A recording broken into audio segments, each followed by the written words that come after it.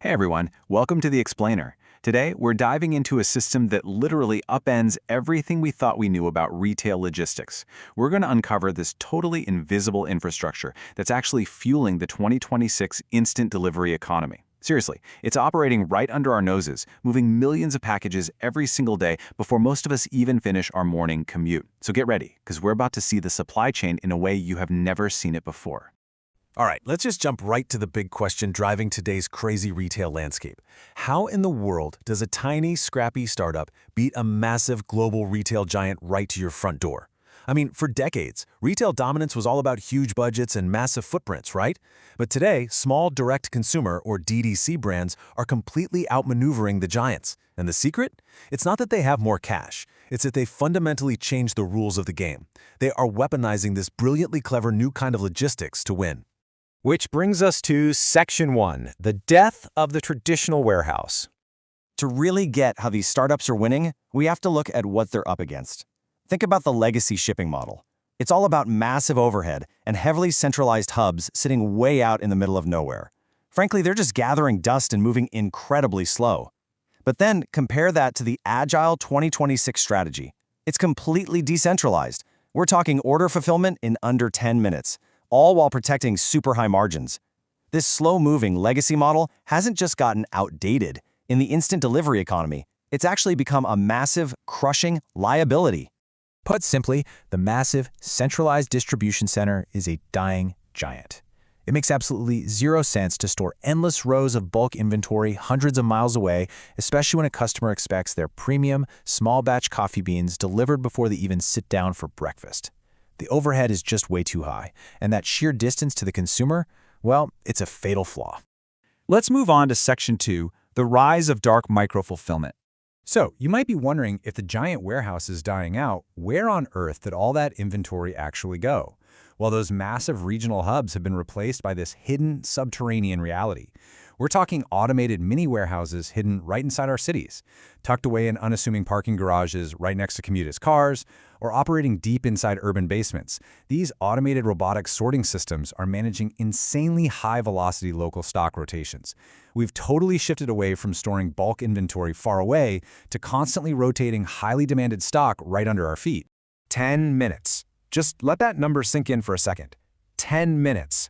Thanks to those hidden robotic sorting systems we just talked about, brands can literally pick and pack an order in the time it takes you to brew a pot of coffee. It's an absolute game changer.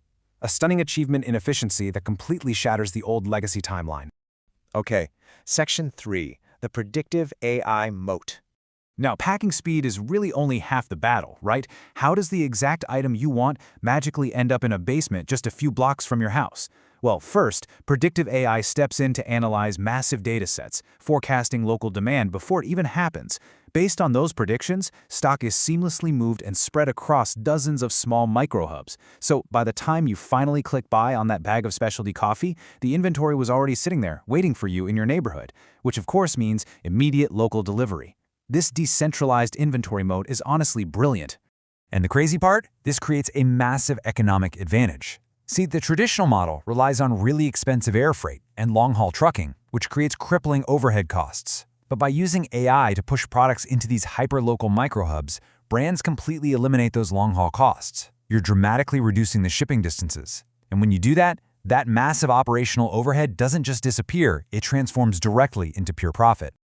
Moving to Section 4, specialized third-party power players. Now, I know what you're probably thinking. How in the world does a tiny startup actually afford all this AI and robotics? The secret is co-warehousing. It's kind of like a highly automated timeshare. Elite logistics providers let multiple small brands pool their resources, sharing the cost of these incredible robotic spaces. By banding together into this shared invisible infrastructure, these tiny startups can secure the exact same ultra-low shipping rates as massive Fortune 500 companies. It literally levels the playing field overnight. And the glue holding this whole shebang together? It's a proprietary software layer. This tech connects a small business owner's basic Shopify storefront directly into these massive automated robotic grids. So a customer clicks purchase on a beautifully curated website and instantly, bam! A robot in an urban basement 3 blocks away starts pulling the item. It's this seamless, totally hands-off integration that makes this high-speed magic accessible to everyday entrepreneurs. Finally, Section 5, future-proofing the supply chain. So where does this invisible economy go from here? Well, things are moving fast. We're rapidly heading toward autonomous last-mile delivery drones and integrated ground bots that link directly with these microhubs. We are talking about a reality with zero human intervention, from the receiving dock all the way to your front doorstep. And this human-free model isn't just about speed. It brings massive sustainability and cost benefits. It's a hyper-efficient, entirely automated loop. Which really leaves us with one critical question to ponder. Will mastering human-free logistics be the absolute only way to survive the next decade of retail disruption? Think about it. With centralized giants dying out and microhubs churning out pure profit, this invisible infrastructure isn't just a neat trick anymore. It's becoming the fundamental baseline for survival in modern retail. Thanks so much for hanging out with me for this explainer, and hey, keep your eyes peeled next time you walk past a parking garage. You never know what kind of robotic grid might be operating right below your feet.